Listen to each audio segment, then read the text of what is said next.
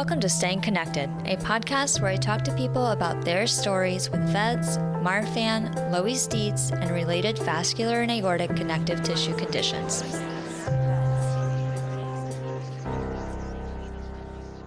The views, information, and opinions in this podcast are those of the individuals involved, and the information presented does not constitute medical or other professional advice or services.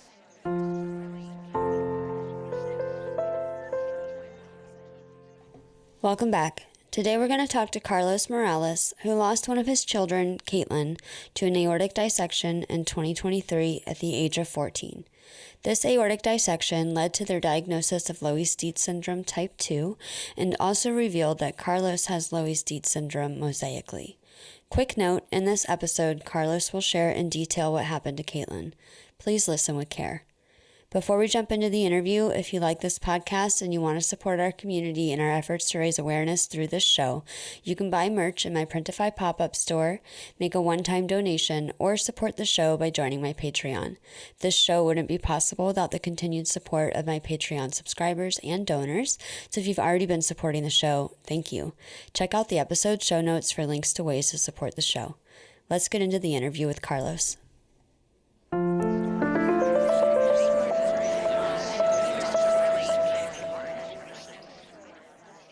Hey, Carlos, thank you so much for joining me on the podcast to share your daughter Kaitlyn's story with Loeys-Dietz syndrome and your own story and your family's experience losing Kaitlyn.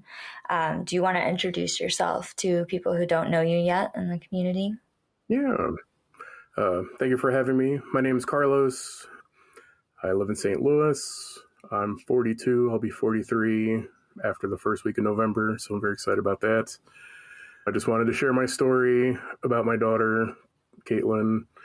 She was the love of our life. You know, we have two daughters, and obviously we definitely love our other daughter as well. And yeah, it started out, the way we found out about connective tissue disorders and Loeys-Dietz syndrome specifically was after she had passed away last year on September 26th. She just started high school. They just started high school, and they were in the color guard, and they had just started over the summer. They had did a band camp, and every day from like 8 to noon or 1 was out just learning how to do the dances on the field and do the flag choreography. And they loved it. They had great timing, and it was just something that brought them so much joy. And so I remember that day very well. Yeah, we'll talk about that just to make sure I know. Sorry. Did Kaitlyn use they them pronouns? She did. Okay. They did. They did. And it's hard because I definitely want to respect that, and we respected that in life. Yeah, for sure. Thank you for sharing their story and for also letting me know about the pronouns.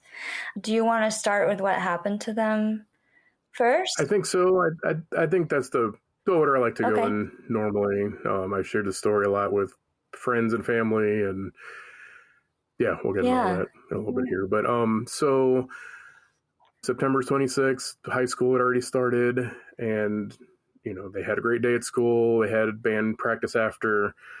My wife and I were going to go out to dinner with my sister to talk over Thanksgiving plans. So we called to see if they wanted a ride home from school, and they were going to get a ride home from someone else because it looked like it was going to rain. And so we went ahead and left to go meet my sister, and we're not even 5 minutes away, and we get a call. Oh, I don't have my keys.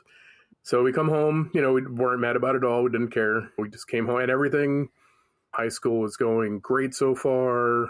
They were in JROTC, and we're doing really well with that, and loving the band camp and being in color guard. Working on a project, an art class that was involved with paper mache and stuff, and they had a very great artistic side and loved all that. So, you know, called and said they forgot their keys. No problem. Came home, opened the door, and I stayed in the car. My wife gave them a hug and kiss, and didn't really think anything of it. We always tell each other we love each other and all that, and everything was great. Went out to dinner, and I made a grilled cheese and left it on the stove. And just like, if you want to eat it, great. And if not, I'll take it to work for lunch. And, we're out to dinner. And we were thinking that we had Italian and they like to have sushi. And the sushi place was on the way home. So we were thinking we were probably going to end up picking up sushi. And so we texted, no response. And that was weird because they're very good. Always on the phone, 14-year-old phones always in their hand. So we texted, no response. I tried calling, no response. And we were about 20 minutes away. So we drove home kind of rapidly, kind of just trying to rationalize it. Maybe they were in the shower. Yeah. We had the tracking app, and in the tracking app, you could see on Life 360 if their phone's plugged in. So we were looking to see if the phone was plugged in. It wasn't. So we just get home, and they were passed out in their chair. So we start freaking out, calling 911, and it's literally busy. Oh my gosh. Which to me, is just beyond comprehension. So I have my phone in one hand, my wife's phone in the other hand, just calling 911 on whichever phone will ring first. They finally pick up, and they say to start doing CPR. Is there a pulse? It's like, she wasn't cold, but we couldn't feel a pulse, but we're not doctors. I'm a truck driver. My wife works in an office. So it's just, we're not, we're just freaking out.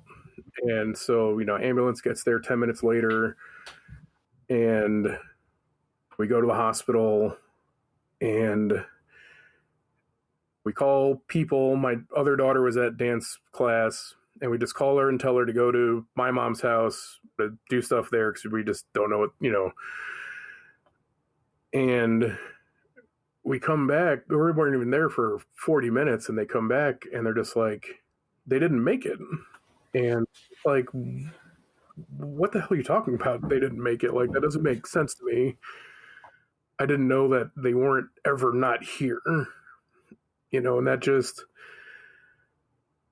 it just didn't make sense. That is not anything that my wife and I ever comprehended or thought about.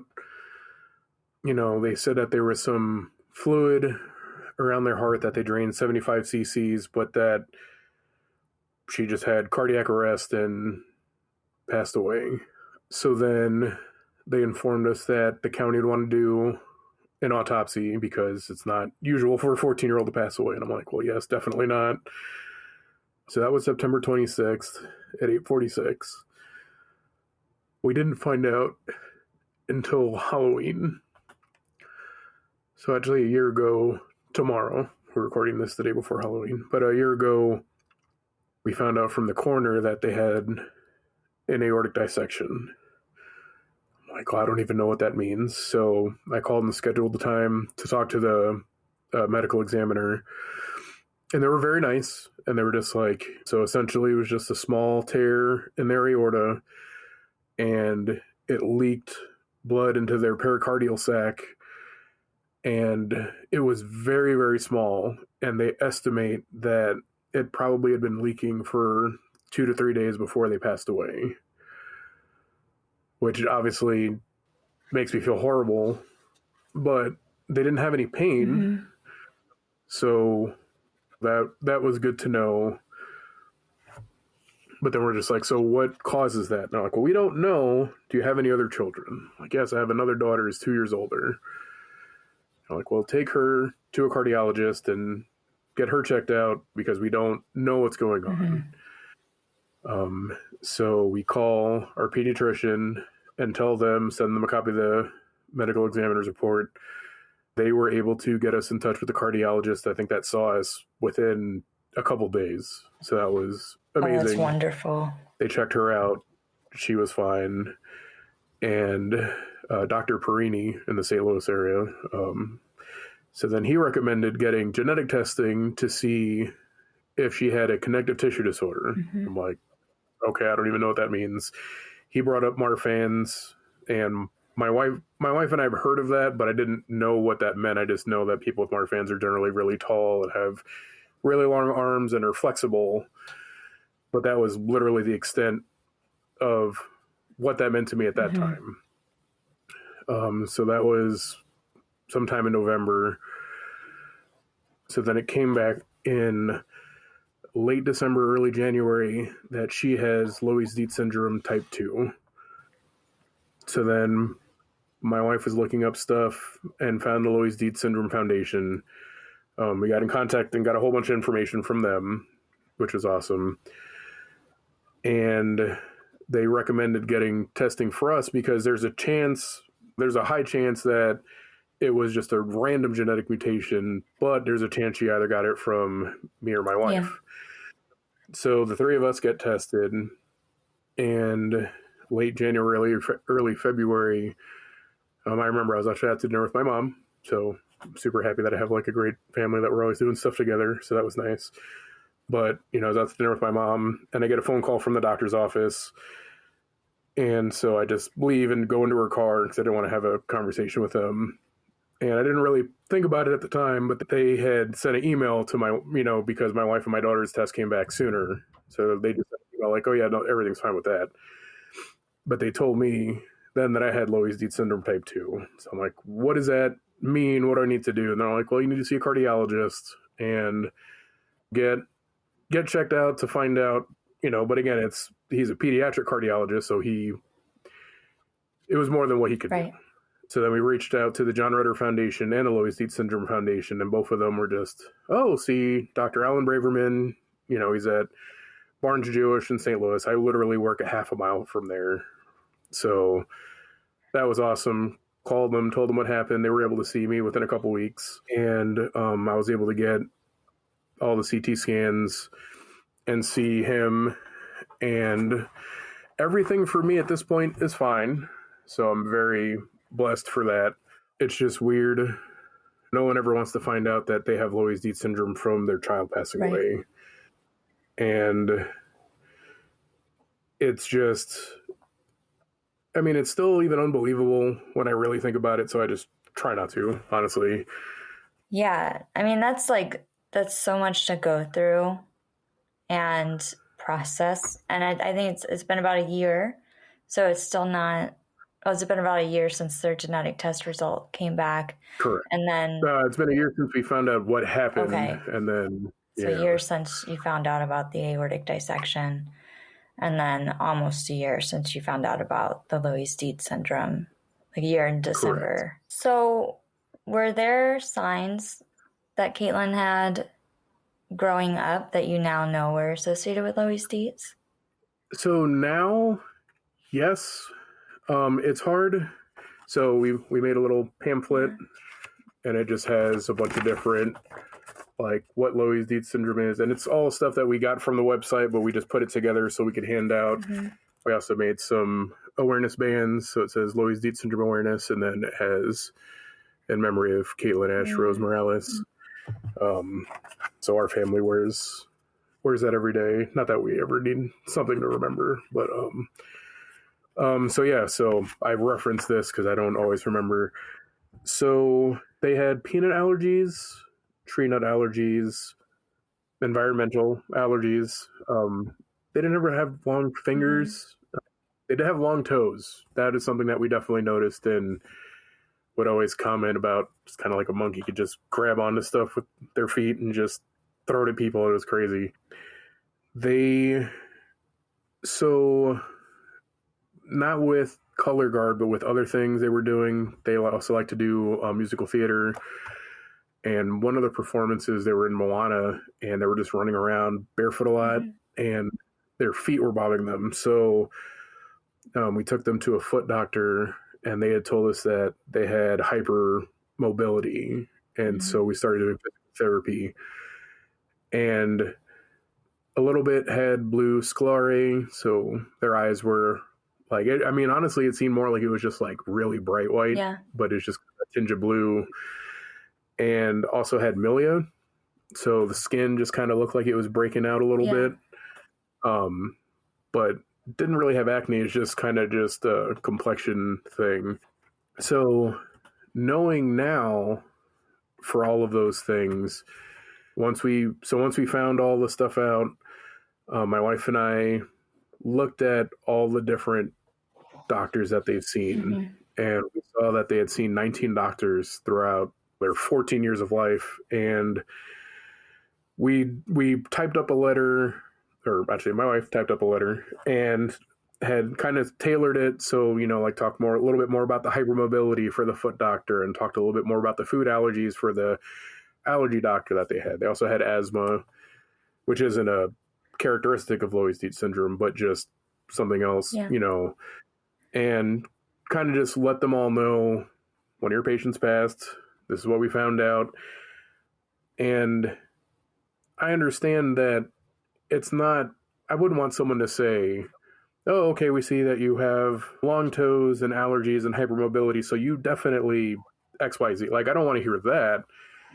But it wouldn't have hurt, I don't think, if they would have just said, hey, you have long toes, you have milia, you have hypermobility and food allergies. You might want to consider getting tested because there's a small chance that you might have a connective tissue disorder. So it's frustrating to know we could have just paid out of pocket Invitae, or however you say the name of the genetic testing company. It's $375 for the most comprehensive one that would test. Like this one, I think there's less comprehensive ones, but that's the most expensive one that would also include this test.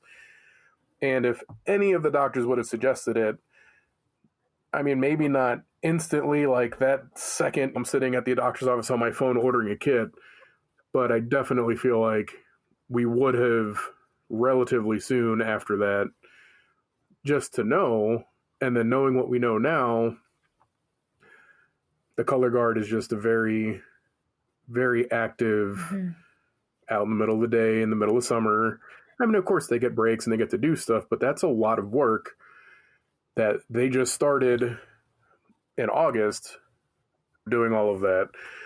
We found out from the JROTC sergeant at the school, I think they ran a mile 2 days before.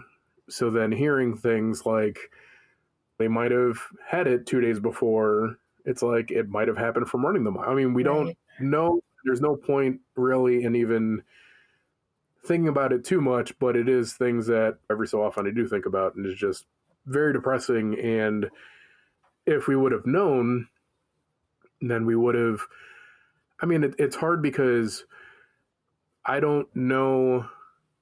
I pride myself on being as good of a father as I can and doing all the things. My wife and I have a great relationship. We've been married for over 20 years.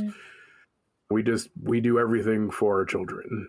And I'm happy to know, I'm happy with the thought that, the last time we saw them was hugs and smiles and everything was great. It wasn't, what the heck's wrong with you? You always forget your key. Like they never forget their key. But it wasn't a conversation like that I feel like it's kind of easy. Like, oh, I'm going out to dinner. You got to remember these.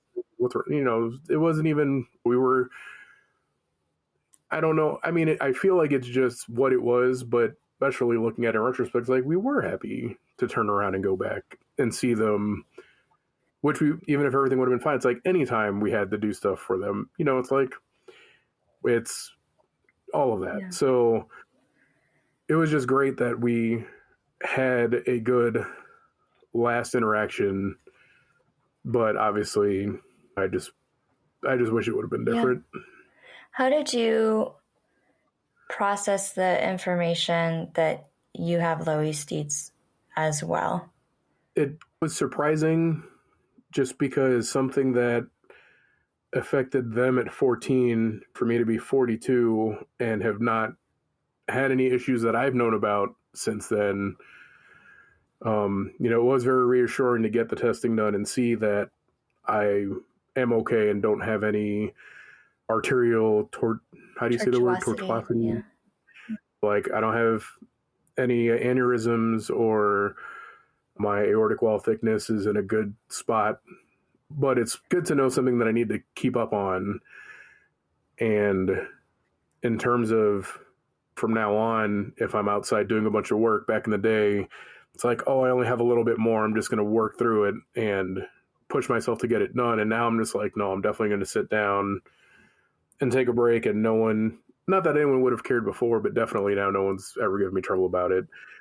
There's a lot to take in. I remember talking to Dr. Braverman and seeing on there for mine, it says that I have it mosaically. And I asked him about it, and he's like, you know what? I'm not a geneticist. I'm going to let them explain it to you. And so this is in March, and I didn't have the genetic doctor's appointment until September. Mm-hmm. I mean, it's so knowing what I know now, it was very backwards to have the genetic appointment after, because it appears like normally people would have a bunch of issues. I would have all of these things and maybe not get genetic testing, but then go see a geneticist and say, hey, I have long toes, hypermobility, food allergies, melia, blue scleria, all these things. And they're like, okay, well, let's get to, and they would be able to more pinpoint what testing needs to be done specifically. So once we saw the genetic doctor and they explained to me, so having Loeys-Dietz syndrome mosaically, my understanding, and I am not a geneticist, so please don't take this as I know what I'm talking about, because I'm only going based off of what I remember.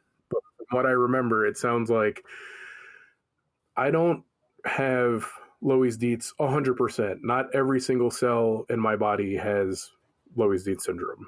So the genetic material that I gave to my older daughter did not have Loeys-Dietz syndrome. So she 100% doesn't have it. It's not dormant in her. She won't get it later on in life if she decides to have children. And if her children have it, it will be a spontaneous or could have come from the other side. But the genetic material that I gave to Kaitlyn 100% had it. So because of that, they 100% had it. And I mean, it's hard because on one hand, I know that I can't control that. So it's not anything that obviously I would ever have done specifically. Yeah. But it still doesn't feel good to know that it's my fault per se, or that it's because of me that happened. But I'm a religious person. I'm Catholic, and I just know things happen for a reason, and I'm only in control of so much, and that's not something I can control, and everything happens for a reason. And now with that, so my wife and I have been doing a lot of awareness for Loeys-Dietz syndrome. I was very excited to randomly have heard about your podcast on Facebook, and then I saw someone that I work with at the Loeys-Dietz Syndrome Foundation. We're both on the steering committee, Mary Myers. She had did an episode. So then I listened to her episode, and you're just like, oh, just go on the website and see if you can sign up. And I remember trying to do it in like May or June, and it was like no dates, and I'm like, and my wife randomly found it because I think I checked in like May and then June and July, and I'm like, I'll have to figure this out some other time. And then my wife ended up finding it on Facebook, and she sent it to me. I'm like, I've been trying to get on there. Why are you? But that was great. So yeah, I know you've been getting super involved, and I'm so glad that you're doing the podcast like that we were recording and could get this episode recorded too for you. You're involved in other stuff too now, right? So I work with the Loeys-Dietz Syndrome Foundation Steering Committee, and then we also had a team for the St. Louis Walk for Victory. And this was our first year, I think, kind of obviously. And it was nice because we worked really hard to get all of our friends and family and coworkers and essentially anyone that we could find to join.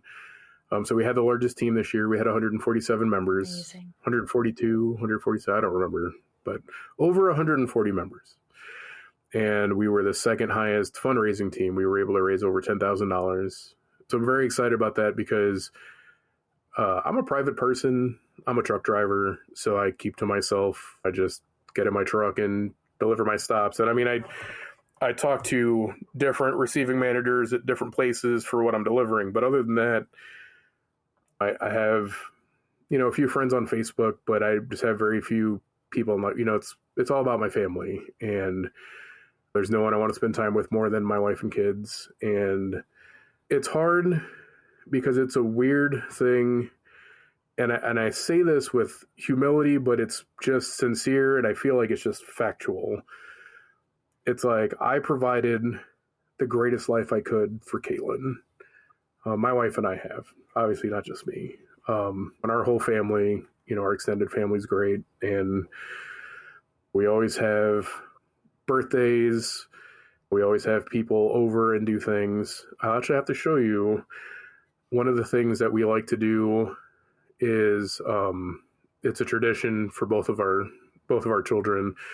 But there's a place in St. Louis, it's a St. Louis staple called Gus's Pretzels. And we would get giant pretzels that we would all share at the birthday parties. And we would do that every year. So we have a picture of our children with 1, 2, 3. So every year you could just see, little baby Kaitlyn, a little bit older Kaitlyn, toddler Kaitlyn, young child Kaitlyn, older child Kaitlyn, and it's things like that. It's like they knew they were loved. Yeah. They knew that they could always talk to us about anything. COVID was horrible for everybody, but, it was really hard on them. They liked going to school and seeing their friends all the time, and then just having to be home for a year and a half doing homeschool and not having play dates and not really seeing anybody again. Not that we're not enough, but I mean, for a child, we're not. And, it was a really hard time for them. And it's going back when school started back up, it was not that the teachers were doing anything wrong, but just the kids were horrible at school and the teachers weren't really keeping on them and just not having the discipline and the control of the room, people being too loud and stuff like that.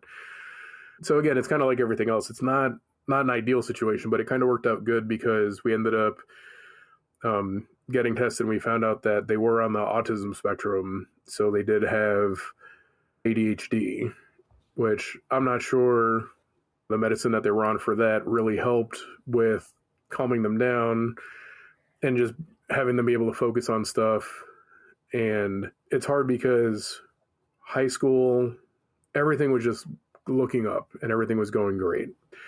The sergeant for the JROTC was talking about anytime there was anything extra that needed to be done, they were the first ones to offer to do it. And there was some project just for all of the recruits. They just wanted to have something organized and put together, and they had worked on it in a day and had it back to them the very next day, which they're like, I was expecting this to take about a week and just take your time. And that's how they were. They were just always on it and very loving, and just, it's the world is less bright because they're not here.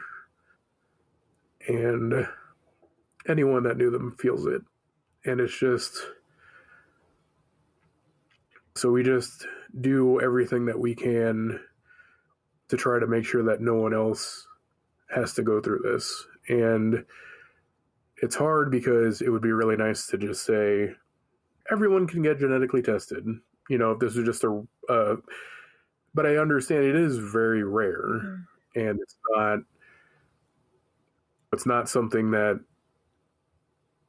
that's just really possible in that way, which that's hard to face too, because with so many other things, you can kind of just put it together and, okay, if this, then that, and things will get better. And this isn't one of those things. And it's hard for me to accept sometimes. Yeah, I mean, it is so much to process, and it's been a relatively short period of time as well.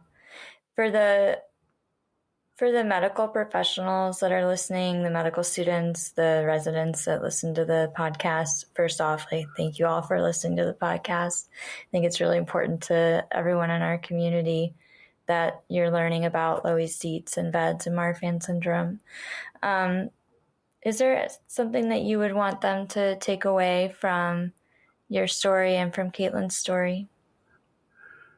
I think one of the main things is just it's nice because I started seeing. I mean, again, with insurance being the way it is, I had to see a different general practitioner this year, and then because of who had availability to see me the quickest, because I wanted to try to see someone right after. It ended up being someone that was at a practice that it's a practice for new doctors that had just graduated school. They worked there for 2 or 3 years and then they go on to their own practice.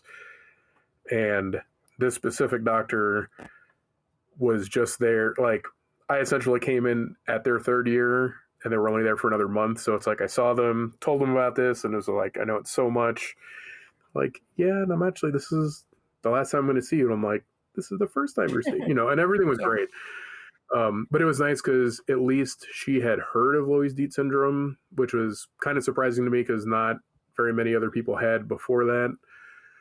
So I think the main thing is just, it's hard to remember to put together random things.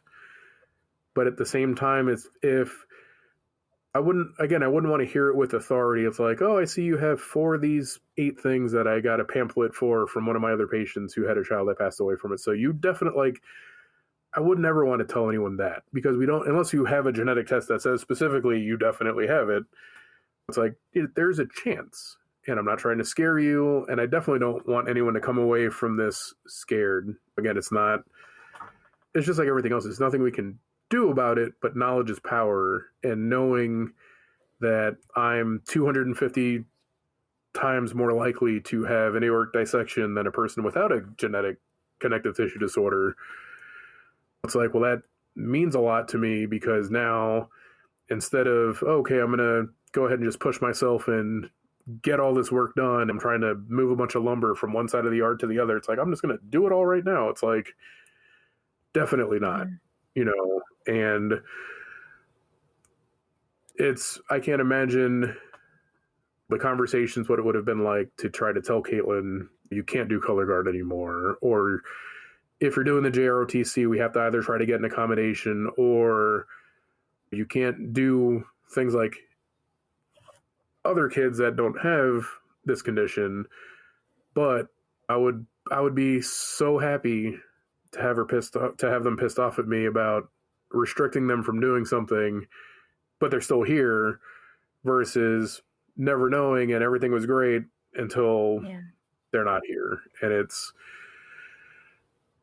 it's hard because people ask me, oh, how are you doing? And it's like, I don't always want to get into it. And most days are fine, but I'm generally a very positive person. So before Kaitlyn was gone, it's like, oh, I'm doing great. That's just my generic answer, because I always did feel blessed. I had 2 happy and healthy children. Again, peanut allergies, but I never cared for peanuts, so it didn't bother me to not have Snickers in that, So that was never anything that I worked on, that I cared about. And the things we had to work around, we just worked around, but we always went on spring break vacations. We went on cruises. We went to Disney and Universal, and we had season tickets to the Fox Theater. So we'd go to, that's like the local theater in St. Louis. So we'd go see all the different plays and shows and stuff like that. They loved all the different shows. Beetlejuice was their favorite show.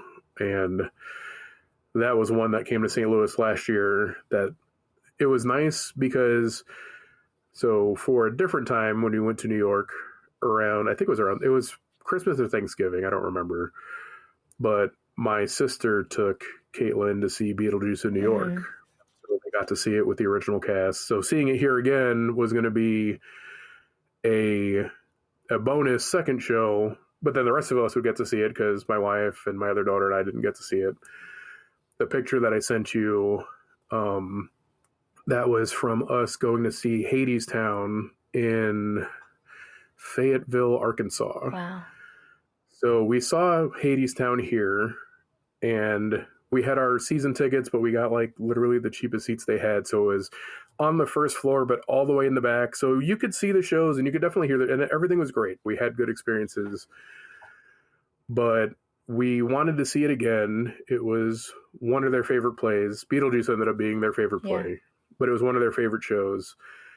And my wife and I were looking. We thought about seeing it in Chicago because we've gone to Chicago to see a couple shows. We went to Chicago to see Six before they announced it coming to St. Louis. So again, we saw it in Chicago in like earlier in the year, and then when they announced the shows for St. Louis, it was coming here, and we were planning on getting a season ticket. So I'm like, all right, we'll just see it twice. It's all good. So it was the same thing for Hadestown. We saw it here and thought it was great, and we've been listening to the music, and so we looked, and in Chicago, for us to spend like $200 a ticket, so $800 for the four of us to go see it, we would have had okay seats. And I'm like, I'm going to spend almost $1,000 to see a show. Like, I want to have good seats. And then, so we were looking to see where else they were at. I'm a truck driver, so for me, driving all around isn't really a big deal. And I saw that we were able to find tickets. They must have just opened the seats, but there was the first row of tickets to see it in Fayetteville, Arkansas, and it was like $175 a ticket. And I'm like, well, I was willing to spend $200 to see it in Chicago and sit like in the back. So I'm definitely spending $175 and sitting in the first row. And it was an amazing show. So that's the picture that you sent me. That's for the thumbnail for this episode. Yes. And it's one of the best memories that we have with them. Whenever I hear the songs, I can hear them singing with it. And they also did musical theater classes here that Grandma paid for, and I guess Abuela paid for. Sorry, Mom. And so going to all of the musical theater shows that they're in, it's maybe like 50, 100 people in a black box theater that's at the place, and we're always sitting in the first row to watch our kids. And we go, but if there's 4 shows, we're going to 4 shows. If there's 6 shows, we're going to 6. So we're always there, and sometimes we'll sit in different spots, but we always like to sit in the front because we love our children, and they're obviously the best at everything all the time and have to see them, So going to Fayetteville and sitting in the front, it was like that, but for a professional stage show. And when they're cheering, there's other people behind you, but you don't see them, and they're literally right there in your face. And it was a great experience that we had. Yeah. And I'm so glad that we did it. And it's weird. So when people ask me how I'm doing, it's just like, I'm fine.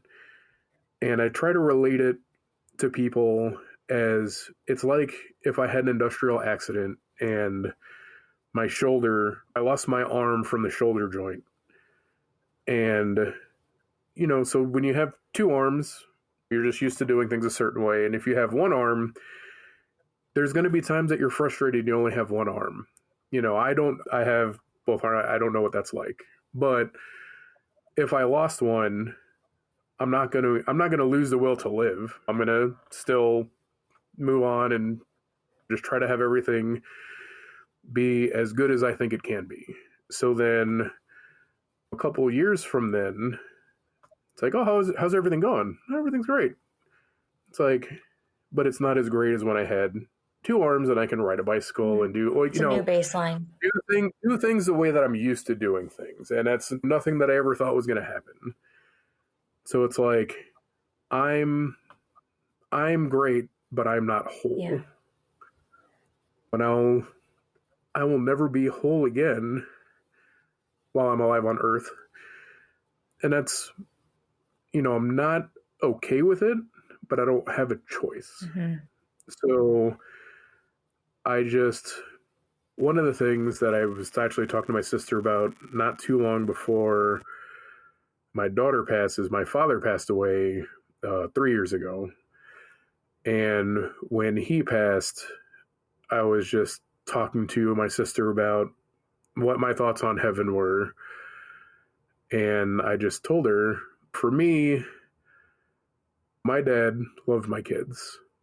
And he used to live in Rhode Island before he moved to St. Louis. And he would come out here when he could afford. He was retired and on a fixed income, so it's not like he can come out twice a year. but he would come out here for their birthdays. And I would try to tell him, I'm like, why don't you come out here on a different weekend so you could have them all to yourself? And he's like, no, but I want to experience them when they're happy, you know, getting gifts and happy and seeing all the family and stuff like that, which I kind of understood, but I'm just thinking, I'm like, I don't know, I want them all to myself, so you should see them when you can have them. No, but I don't.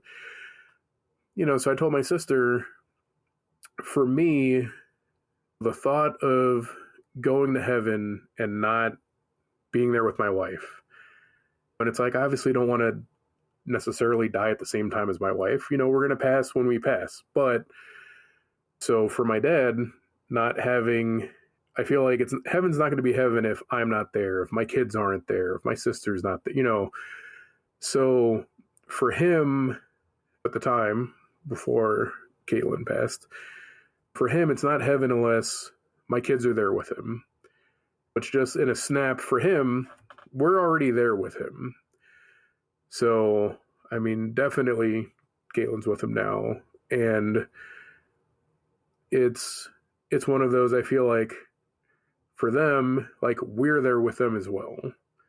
But obviously, I'm here talking to you. And I'm going to go upstairs and kiss my wife goodnight and go to sleep because I got to wake up at 5 a.m. to go to work, you know.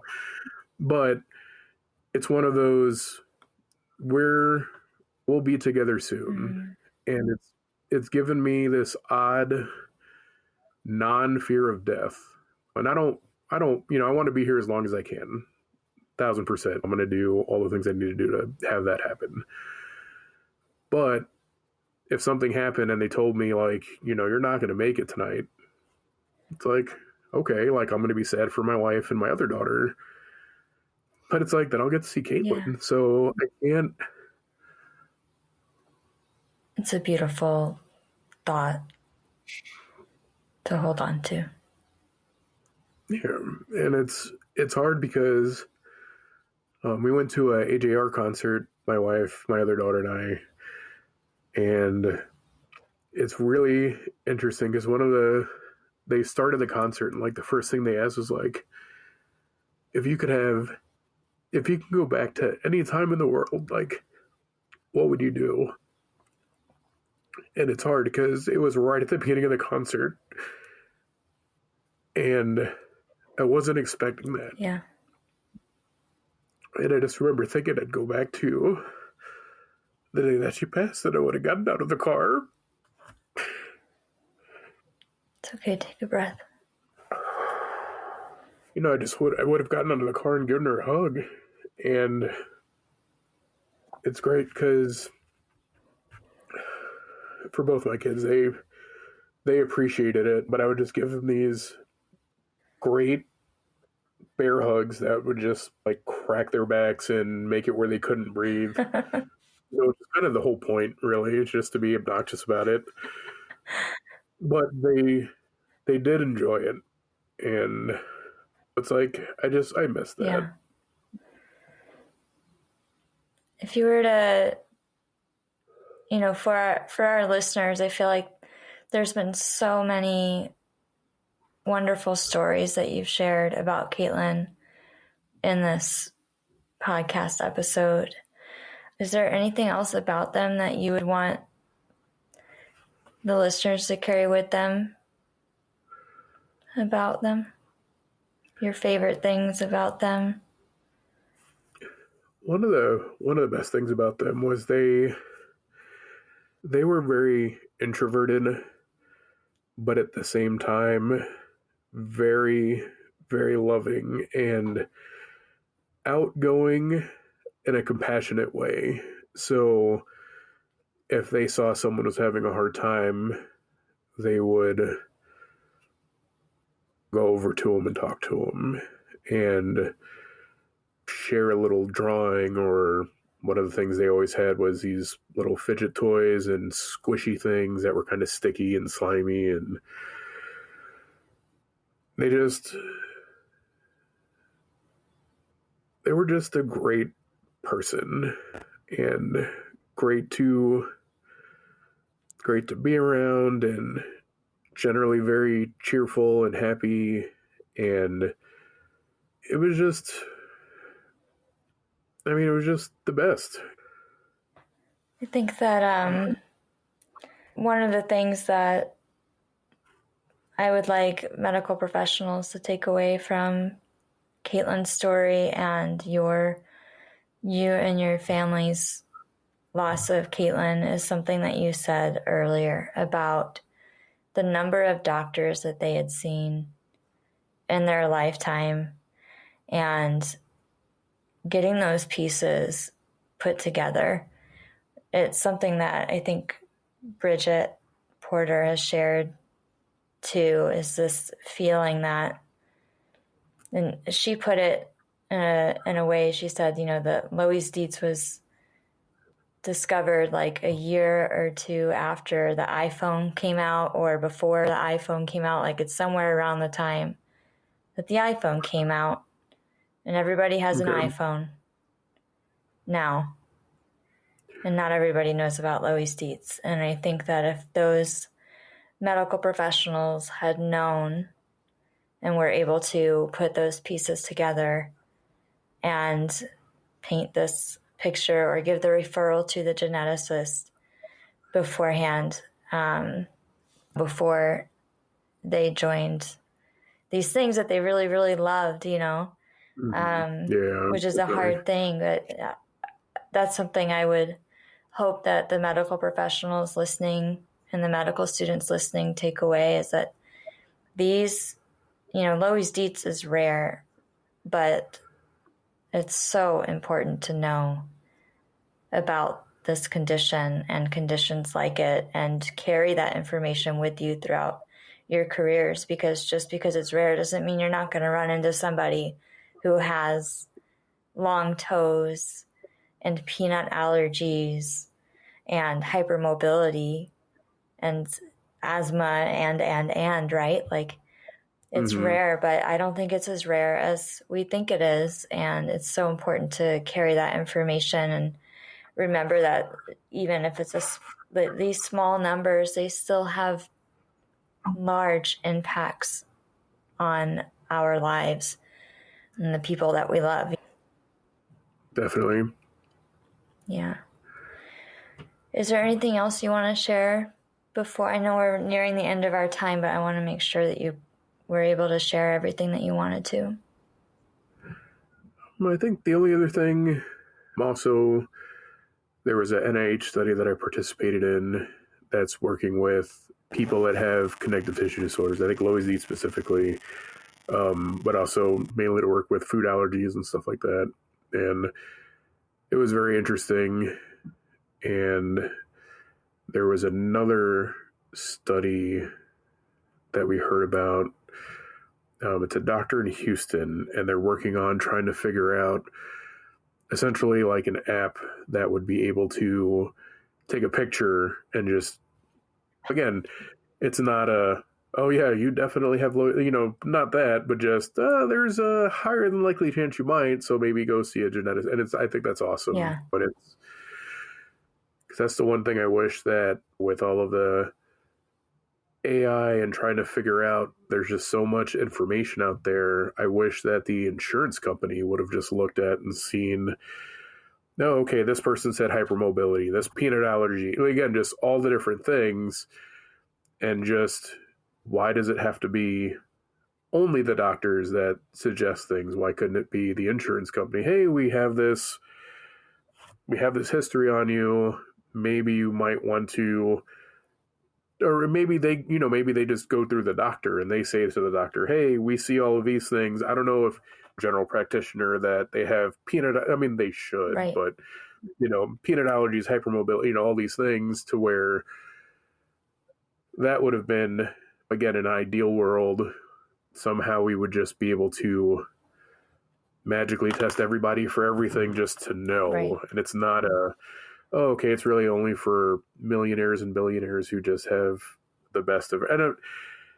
And I understand it's not how life works realistically, but at the same time, it seems like there should have been some kind of way for someone to have said something. Mm-hmm. And it would have just been that much worse if we would have heard something about it in May or June, and then it's like, oh, okay, well, we have an appointment with the geneticist in October, and then she passes in September. So it's, I get on one hand, it's just there's no good answer for Kaitlyn. Like, it just, that is what it is, but that's not the end. Right.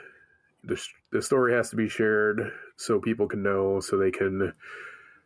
But again, they had a great life. They were happy.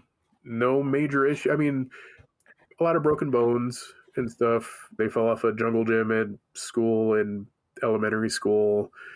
Didn't necessarily seem, so I don't know if they had brittler bones than normal. Right.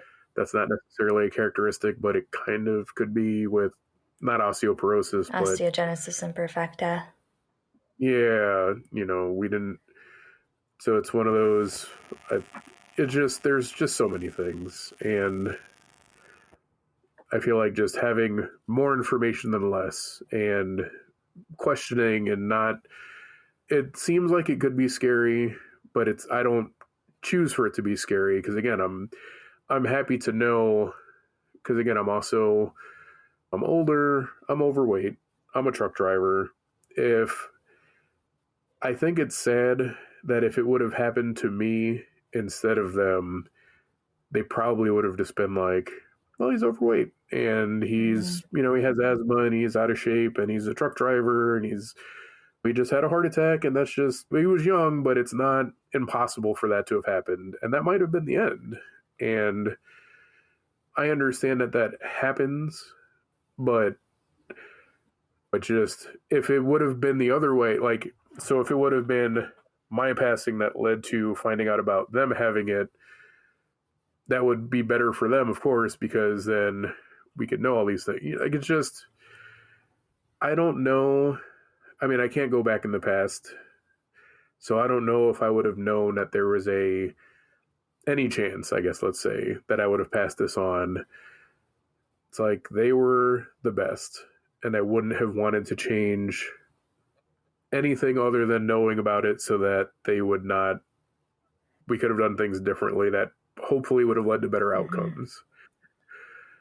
But with that being said, I don't ever think, I wish I never would have had children. Like, that's really sad. And I know that it can be a scary thing, but just having this it's not a death sentence, and everything is getting so much better as time progresses. So maybe 20 years from now, there'll be so much more knowledge on this that we'll have a better idea of things to do, things not to do, things not alterations, but just different accommodations to be able to have things work for people with Loeys-Dietz syndrome and VEDS and Marfans and stuff like that. And I'm very hopeful for the people that have it now, that things will get better and that we'll be able to have just better options to help people,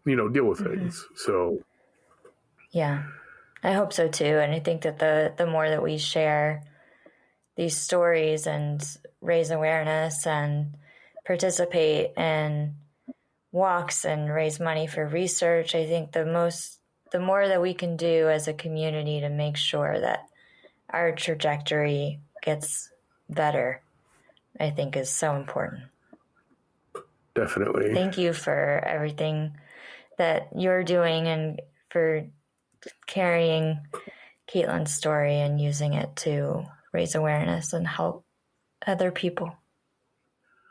Thank you for having me on your podcast. I'm hoping people get something out of the story. I mean, I know it's a sad story, but it's one that needs to be shared, and just want to keep their memory alive. So, absolutely. Thank you. Thank you.